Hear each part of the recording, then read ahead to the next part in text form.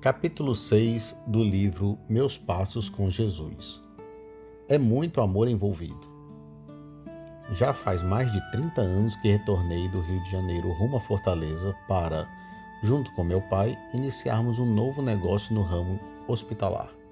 Deixei para trás a faculdade de economia na UERJ, meu emprego de estagiário no Banco do Brasil e minha mãe, que ficou morando sozinha.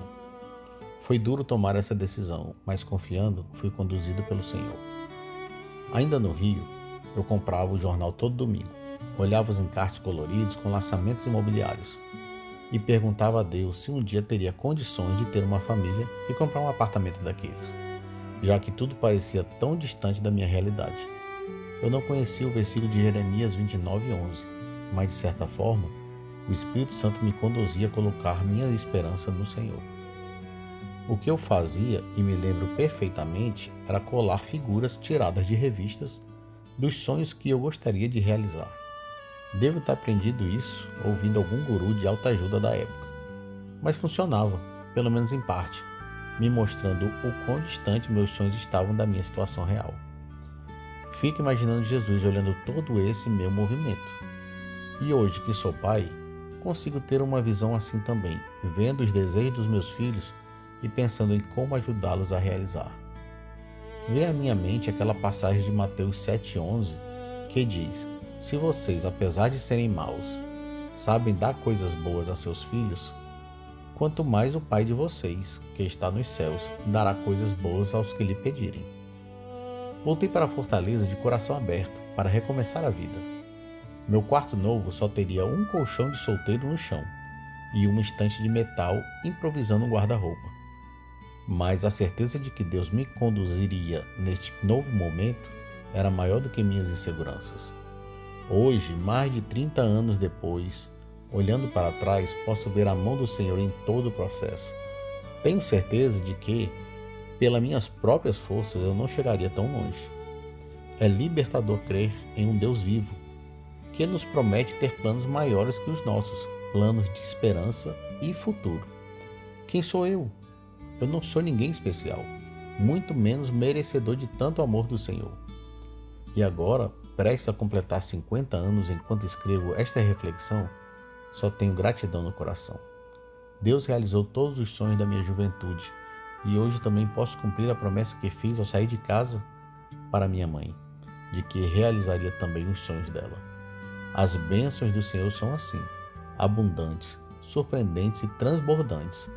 Como não me derramar diante de tanto amor? Como não buscar ainda mais a face do Senhor? Jeremias 29. Capítulo 7 do livro Meus Passos com Jesus. Sempre alerta. Comprei uma camisa com a frase "A serviço do Rei da Glória". Coloquei-a e fui passar o dia, testando como se eu estivesse em um experimento social. Meu interesse era ver como seria a reação das pessoas. Na primeira loja que passei, o segurança já me parou e disse: "Esse é o melhor serviço". Achei bom, me aprumei e segui confiante. À tarde, fui almoçar no shopping. Uma velhinha com um andador passou por mim, saindo do elevador. Me encarou sorrindo, como se quisesse que eu falasse algo. Passei rapidamente, pois havia até me esquecido que usava a camisa especial. Só depois fiquei pensando, por que ela me encarava daquele jeito sorrindo? Liguei os pontos. Era a camisa, só podia ser. Comecei a refletir sobre a responsabilidade que aquela frase em meu peito passava de fato. O experimento social, na verdade, também estava me testando. Eu teria que me comportar dignamente como um representante do reino, não mais disfarçado ou indiferente, como se eu fosse um agente secreto. Não tinha como agir de forma desleixada, não poderia ser rude com as pessoas, ficar impaciente, xingar alguém, me envolver em alguma discussão. Nada disso poderia acontecer, pois estava bem claro e estampado. Eu estava a serviço do Senhor. Que desafio tremendo e que temor! Então pensei comigo, não pode uma frase exposta no meu peito me definir somente nesses momentos. Mais do que as pessoas me verem, o próprio Deus me vê. A camisa mostra aos outros uma mensagem, mas minha vida real deveria ser a própria mensagem. E recordei novamente o versículo de Romanos 1,16. não me envergonhe do Evangelho, pois é o poder de Deus para a salvação. Eu preciso ser um imitador de Jesus sempre, para que me reconheçam mesmo sem eu estar fardado, pois eu carrego a verdade do Evangelho para ser distribuída e não escondida. Lembrei de uma frase que li numa camisa antiga e que muito me inspirou. Andar com Jesus no peito é fácil, difícil é ter peito para andar com Jesus. Desde aquele dia, minha oração passou a ser que Deus me desse coragem e ousadia para não esquecer que estou sempre a serviço do reino e qual é minha verdadeira missão nesta terra. A minha vida deve falar mais do que o que está escrito numa camisa. Em Romanos 1,16, não me envergonho do Evangelho, porque é o poder de Deus para a salvação de todo aquele que crê, primeiro do judeu e depois do grego. Capítulo 8 do livro Meus Passos com Jesus. Cartas vivas. Quanto mais conheço os humanos, mais gosto dos cachorros. Um amigo meu repetia sempre essa frase quando se deparava com as atitudes desonestas dos seus parceiros de negócio. Era a forma dele de se resignar. Mas convenhamos só entre a gente. E se nós cristãos damos um testemunho com nossas atitudes, às vezes pior do que uma pessoa que não conhece a palavra? Pensando nisso, me recordo que quando eu era mais novo, a pessoa que se dizia cristã evangélica praticamente recebia um atestado de confiança e bons antecedentes. Era curioso e enchia a gente de orgulho. Bastava se apresentar como evangélico e algumas etapas de conhecimento mútuo já eram automaticamente transpostas. Mas hoje tudo mudou. Já tem um tempo que eu percebo que a humanidade em geral tem caído vertiginosamente. E no meio cristão não é raro encontrar profissionais até piores que os de fora da fé. Será que ainda não percebemos que somos cartas vivas escritas pelo próprio Espírito Santo? Ouvi certa vez que provavelmente o único contato que algumas pessoas podem vir a ter com o Evangelho é através da nossa vida. Imagine então que, ao sermos lidos, deveríamos transmitir mensagens de boas novas, a alegria da salvação, compaixão, amor, humildade e otimismo. Mas em vez disso, temos apresentado medo, decepção, frustração e engano. Ser seguidor de Jesus, portanto, é ser seu imitador. Não tem como ser desonesto, picareta, mentiroso, sendo verdadeiramente transformado por Jesus. Não combina com o que se espera de um discípulo do Mestre. Que testemunho apresentamos em nossos relacionamentos do dia a dia? Seria um testemunho horroroso ou as pessoas enxergam Jesus em nossa vida? Uma vez que em nós está sendo escrita uma nova carta todo dia, devemos abandonar a velha criatura, crucificar nosso velho homem e deixar Cristo viver e escrever em nós um novo Evangelho. 2 Coríntios 3:3. Vocês demonstram que são uma carta de Cristo, resultado do nosso ministério, escrita não com tinta, mas com o Espírito do Deus vivo, não em tábuas de pedra, mas em tábuas de corações humanos. Capítulo 9 do livro Meus Passos com Jesus. Vencendo meus limites. Uma história antiga conta a visita de um vendedor de sapatos em uma região remota.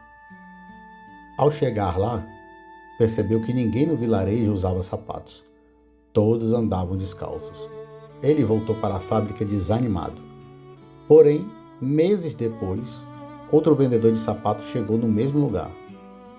Mas, ao constatar que ninguém usava sapatos, ligou para a fábrica super animado, dizendo: aumentem a produção, pois aqui ninguém usa sapatos ainda. Que coisa, né? Uma mesma verdade, ninguém usava sapatos. Porém, duas visões distintas. E se eu te dissesse que é desse jeito também em nossa vida? Diante das situações que se apresentam, podemos focar nas nossas limitações e nas adversidades que vamos enfrentar. Ou podemos perceber a maravilha de simplesmente estarmos vivos, mesmo em meio às aflições.